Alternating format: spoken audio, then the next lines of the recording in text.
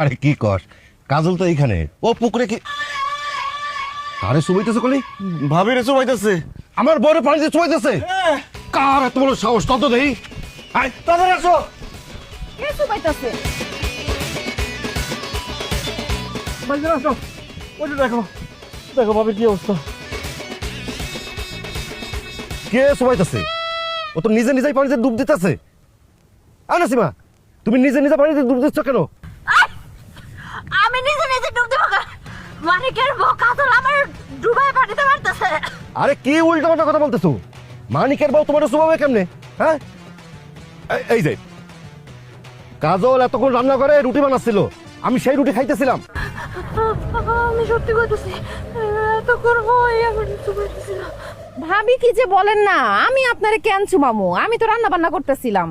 আর আমি চুপাইলে দেখেন না আমার জামা কাপড় ভিজা থাকতো না, আমার তো সবই শুকনা।